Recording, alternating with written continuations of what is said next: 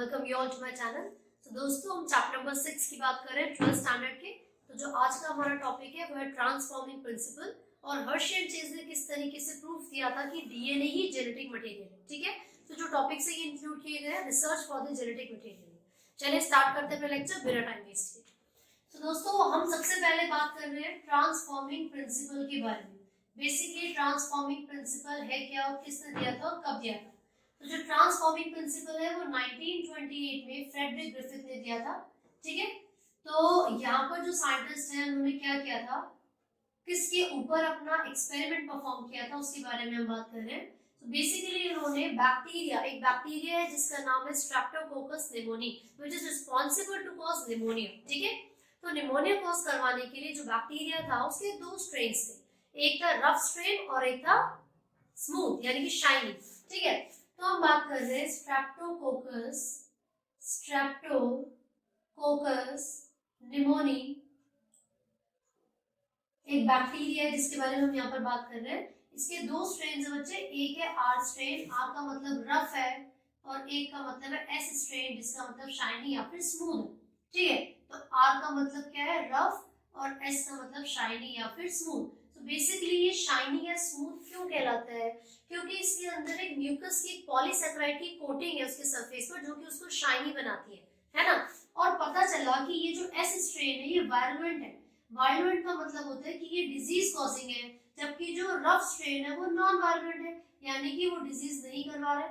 ठीक है, तो स्ट्रेप्टोकोकस निमोनी बैक्टीरिया जिसके दो स्ट्रेन है रफ और एस यानी कि स्मूथ, इसमें से जो एस स्ट्रेन है वो रिस्पॉन्सिबल है माइस में, चूहिया में क्या करवाने के लिए, निमोनिया करवाने के लिए, जबकि जो आर स्ट्रेन है वो नॉन वायरुलेंट है यानी कि वो माइस में निमोनिया नहीं करवाता है ना। तो जो फ्रेडरिक ग्रिफिथ है जब उन्होंने एक्सपेरिमेंट परफॉर्म किया था तो उन्होंने क्या किया, सबसे पहले आर स्ट्रेन वाले बैक्टीरिया को इंट्रोड्यूस करवाया था माइस में, है ना।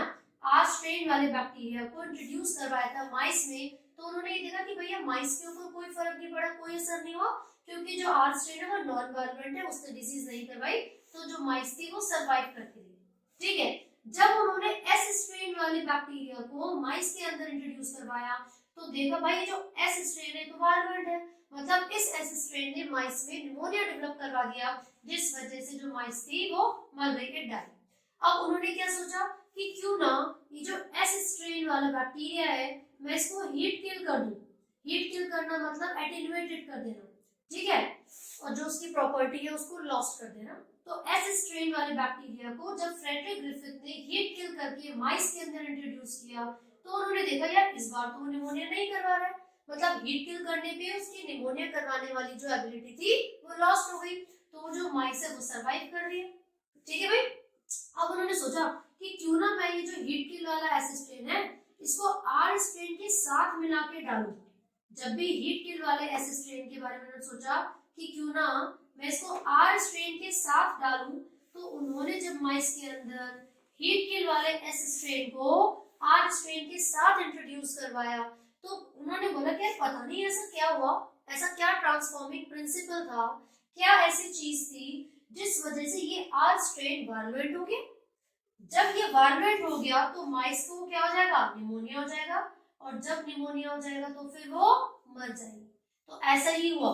ठीक है भाई, क्या हुआ, जब उन्होंने हीट किल वाले एस स्ट्रेन को आर स्ट्रेन के साथ डाला तो कुछ ट्रांसफॉर्मिंग प्रिंसिपल था जो कि एस स्ट्रेन से कहां पर गया, आर स्ट्रेन में, and somehow the R strain became virulent, वो वायरुलेंट हो गया जिस वजह से माइस में निमोनिया हुआ और वो मर गए। ठीक है, तो जो इस पूरे एक्सपेरिमेंट का कंक्लूजन है वो यही है that some transforming principle from the heat killed S strain transformed into the R strain, मतलब कुछ ऐसा सब्सटेंस था जिसकी वजह से जैसे ही वो एस स्ट्रेन से आर स्ट्रेन में गया तो आर स्ट्रेन क्या हो गया, वायरुलेंट हो गया, और वायरुलेंट होने के बाद उसने माइस में निमोनिया करवाया और माइस मर गई। लेकिन वो जो फ्रेडरिक ग्रिफिथ थे जब उन्होंने एक्सपेरिमेंट परफॉर्म किया था 1928 में तो वो ये बता नहीं पाए थे कि वो एक्चुअल में था क्या, वो कौन सा सब्सटेंस था, वो क्या केमिकल था, जिस वजह से जो आर स्ट्रेन था उसने क्या किया, म्यूकस के कोट को सिंथेसाइज कर लिया था। क्योंकि मैंने आपको बताया था शाइनी यानी कि एस स्ट्रेन है, म्यूकस यानी कि पॉलीसेकेराइड का कोट होता है उसके ऊपर, जिसकी वजह से वो वायरुलेंट होता है। ठीक है भाई, तो फ्रेडरिक ग्रिफिथ ने ये ट्रांसफॉर्मिंग प्रिंसिपल दिया था। इसका कंक्लूजन आपको याद रखना है दैट सम ट्रांसफॉर्मिंग प्रिंसिपल, है ना, somehow transformed from the S strain into the R strain. S strain से R strain में गया, जिसकी वजह से R strain क्या हो गया, वायलेंट, और माइस को निमोनिया हो गया, जिस वजह से वो मर गए। ठीक है भाई। अब जो नेक्स्ट हम टॉपिक यहाँ पर डिस्कस करेंगे वो होगा biochemical nature of genetic material. तो बेसिकली ट्रांसफॉर्मिंग प्रिंसिपल जो कि फ्रेडरिक ग्रिफिथ ने दिया था, उसके बाद बायोकेमिकल नेचर आया था, है ना, वो किसने दिया था? तो बच्चे 3 साइंटिस्ट थे जिन्होंने इसको दिया था। तो वो लगभग आपके 1933 से 44 तक की बात है जब वो डिस्कवरी कर रहे थे। तो वो 3 साइंटिस्ट कौन कौन से हैं? वो है एवरी, मैक्लियोर एंड मैकार्टी। तो यहाँ पर 3 साइंटिस्ट हैं जिनके बारे में हम बात कर रहे हैं, जिन्होंने क्या दिया था? Biochemical nature of genetic material, यानी कि डीएनए। ठीक है भाई।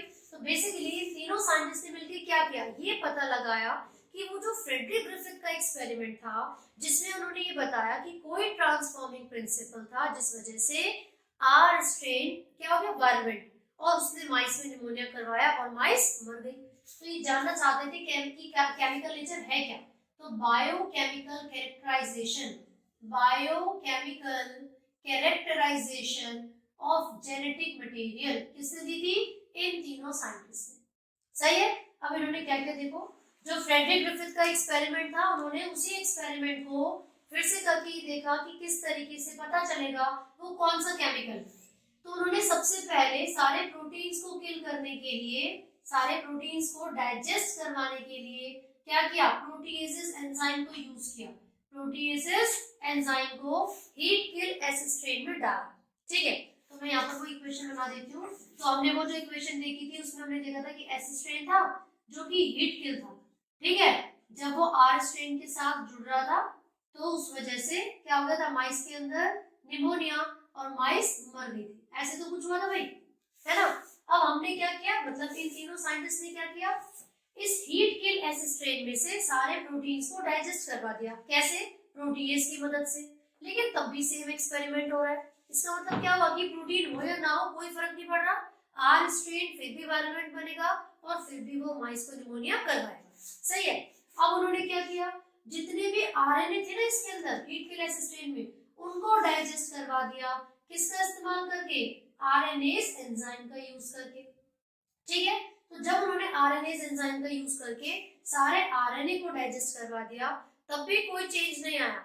अभी भी यहाँ से कोई सब्सटेंस आर स्ट्रेन में गया, जिस वजह से आर स्ट्रेन वायलेंट हो गया और माइस मर गई, है ना। तो फाइनली उन्होंने क्या डिसाइड किया कि चलो इसके सारे डीएनए को डाइजेस्ट करवा देते हैं। और डीएनए को डाइजेस्ट करवाने के लिए उन्होंने कौन सा एंजाइम यूज किया? डीएनएस। ठीक है भाई। जब इस हीट किल एस स्ट्रेन के सारे डीएनए को किल कर दिया गया, डाइजेस्ट कर दिया गया, इस बार कोई सब्सटेंस आर स्ट्रेन में नहीं गया। इस बार आर स्ट्रेन के ऊपर म्यूकस या पॉलीसेकेराइड की कोटिंग नहीं आई और माइस मरी भी नहीं। तो उसका मतलब क्या हुआ कि भाई वो जो सब्सटेंस है वो डीएनए ही था, वो डीएनए ही था जो कि आर स्ट्रेन के ऊपर म्यूकस की कोटिंग को सिंथेसाइज कर रहा था। ठीक है। और उसी वजह से ही माइस क्या हो रही थी, निमोनिया डेवलप कर रही थी और वो मर रही थी। तो जो बायोकेमिकल नेचर है, बायोकेमिकल कैरेक्टराइजेशन है जेनेटिक मटेरियल की, वो इन तीनों साइंटिस्ट ने दी थी। और उन्होंने ये बताया था कि भाई जो जेनेटिक मटेरियल होगा वो क्या होगा, डीएनए ही होगा, DNA as a genetic material. ठीक है। तो ये किसने प्रूफ किया था? ये मैक्लियोड, मैकार्टी और एवरी, इन तीनों साइंटिस्ट ने मिलकर 1933 से 44 के बीच में प्रूफ किया था। इन्होंने प्रूफ नहीं, बेसिकली बताया था बायोकेमिकल नेचर या फिर कैरेक्टराइजेशन ऑफ जेनेटिक मटेरियल। तो भाई साहब प्रूफ किसने किया था? कोई तो ऐसे साइंटिस्ट रहे होंगे जिन्होंने ये कंफर्म किया, श्योर बताया कि हाँ डीएनए ही होता है जेनेटिक मटेरियल। तो वो 2 साइंटिस्ट हैं।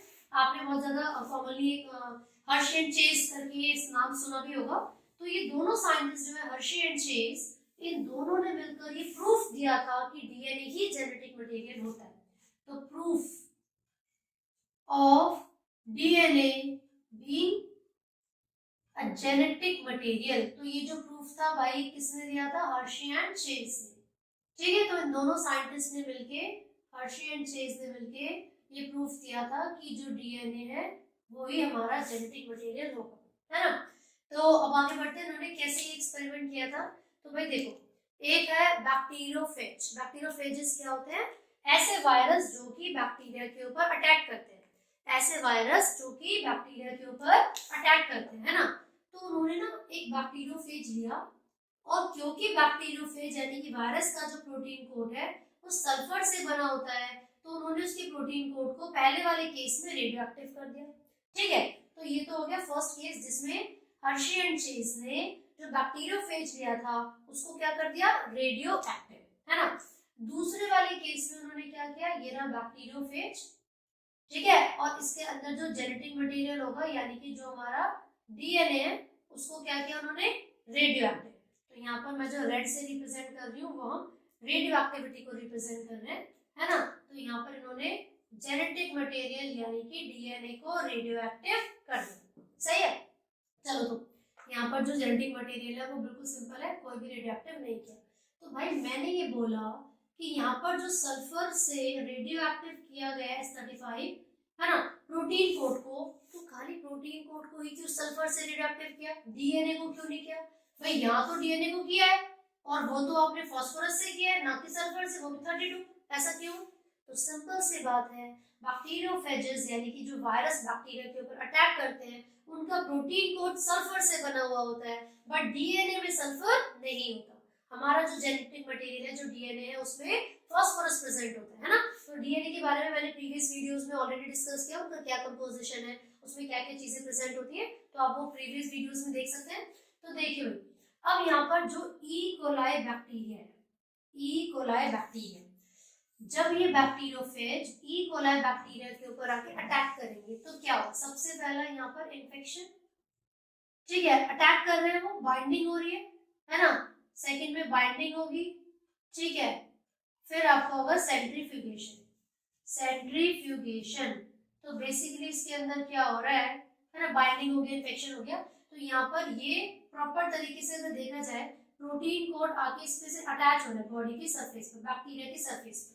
यहाँ पर भी जो पूरा का पूरा बैक्टीरियोफेज है वो आके इसके सरफेस पर ऐसे करके अटैच हो है ना, अटैक कर रहा है, इन्फेक्शन कर रहा है। अब नेक्स्ट वाले केस में आप देखोगे तो भाई इसके अंदर जो जेनेटिक मटेरियल है ना, वो तो अंदर जाता हुआ नजर आ रहा है, लेकिन जो प्रोटीन कोड है वो यहाँ पर दिख रहा है।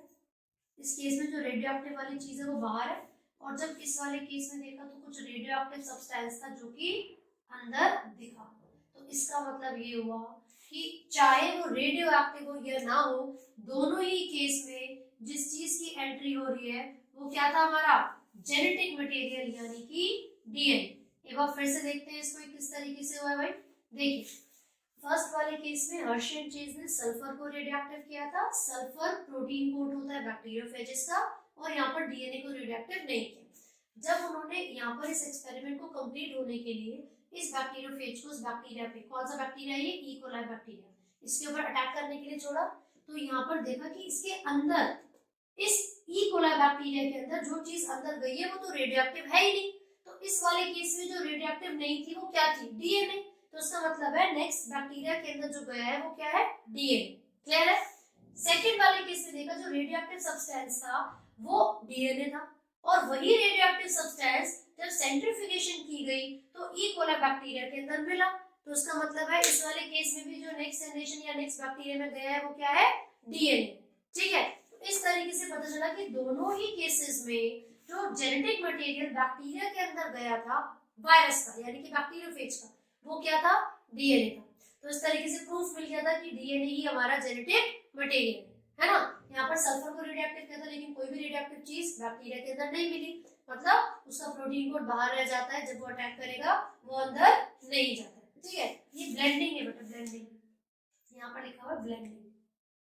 ठीक है ना, तो इसका मतलब हुआ कि हर्शी एंड चेज का जो एक्सपेरिमेंट था उन्होंने इसमें क्या देखा था, यहाँ पर 3 स्टेप्स है, इन्फेक्शन, ब्लेंडिंग और सेंट्रीफ्यूगेशन। तो एज अ रिजल्ट पता क्या चला कि जो डीएनए है वही जेनेटिक मटेरियल होता है। तो हर्शी एंड चेज ने ये प्रूफ किया था कि डीएनए ही जेनेटिक मटेरियल होता है। ट्रांसफॉर्मिंग प्रिंसिपल फ्रेडरिक ग्रिफिथ ने दिया था, और बायोकेमिकल नेचर मैक्लियोड, एवरी और मैकार्टी ने दिया था। ठीक है, तो ये चीज आपसे पूछ ली जाती है, तो आपको ये ध्यान से पढ़ना है। अगर आपको कोई भी डाउट है तो आप हमसे पूछ सकते हैं, कमेंट कर सकते हैं। And I hope you like the video. Do not forget to share and subscribe. Thank you.